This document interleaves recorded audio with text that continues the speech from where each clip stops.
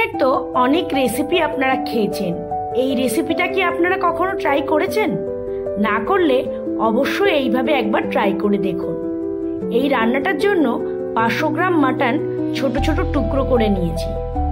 আর এই রান্নাটার জন্য যা যা প্রয়োজন তা হলো 250 গ্রাম ছোলার ডাল, একটা টমেটো কুচি, একটা ক্যাপসিকাম কুচি, সব রকমের গোটা গরম মশলা, 2টো পেঁয়াজ আর 6 থেকে 7 কোয়া রসুন কুচি।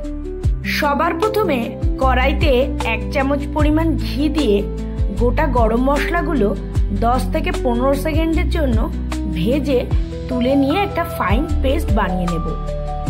ঘিতে ভাজলে রান্নায় খুব সুন্দর একটা ফ্লেভার আসবে।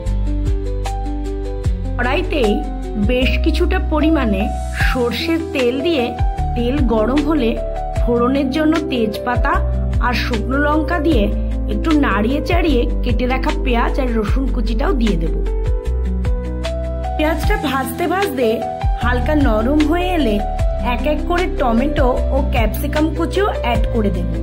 এবার সবকিছু ভালো করে গোল্ডেন ব্রাউন হওয়া পর্যন্ত ভেজে নেব। পেঁয়াজ ভাজা হয়ে গেলে বেটে রাখা গরম মশলার পেস্টটা দিয়ে ভালো করে মশলাটা কষাতে থাকবো। মশলা কষাতে কষাতে 4-5টা কাঁচা লঙ্কা চিড়ে এর মধ্যে দিয়ে দেব। আবার সবকিছু মিশিয়ে নিয়ে টেস্ট ব্যালেন্সের জন্য 1 চামচ পরিমাণ চিনিও অ্যাড করে দেব। মশলা কষানো হয়ে গেলে মশলার সাথে ছোলার ডালটা দিয়ে ভালো করে মিশিয়ে নেব। ডালটা আমি আগে থেকে 60% মতো সিদ্ধ করে নিয়েছি। বাকিটা রান্না করতে করতেই সিদ্ধ হয়ে যাবে। ছোলার ডালটা 2 থেকে 3 মিনিট মতো কষিয়ে নিয়ে মাটনটাও আমি দিয়ে দেব। মাটনটা আমি এখানে 4 থেকে 5টা সিটি দিয়ে সিদ্ধ করে নিয়েছি। মাটন দিয়ে আবারও সবকিছু ভালো মতো করে মিশিয়ে নিয়ে পরিমাণ মতো নুন ও হলুদ দিয়ে কষাতে থাকবো। 5 থেকে 7 মিনিট মতো ভালো করে ডাল আর মাংস কষিয়ে এর মধ্যে 25 গ্রাম টক দই ভালো করে ফেটিয়ে দিয়ে দেব। টক দই দিয়ে আবারও কিছুক্ষণ নাড়িয়ে চাড়িয়ে নিয়ে আগে থেকে তুলে রাখা মাংসের চর্বিটা এবার দিয়ে দেব।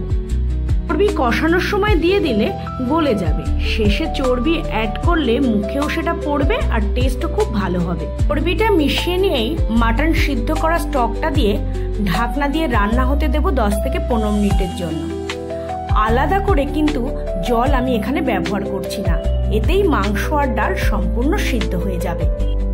10 থেকে 15 মিনিট পর ঢাকনা সরিয়ে ভালো করে নাড়িয়ে চাড়িয়ে 1 চামচ পরিমাণে ঘি ও গরম মশলা দিয়ে মিশিয়ে নিয়ে গ্যাস অফ করে আরও 10 মিনিট স্ট্যান্ডিং টাইমে রেখে দেব।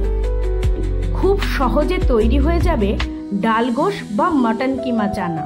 এটা রুটি, পরোটা বা ভাত সবকিছুর সাথেই খাওয়া যায়। আপনারা আমার এই রেসিপি দেখে একবার বাড়িতে ট্রাই করুন।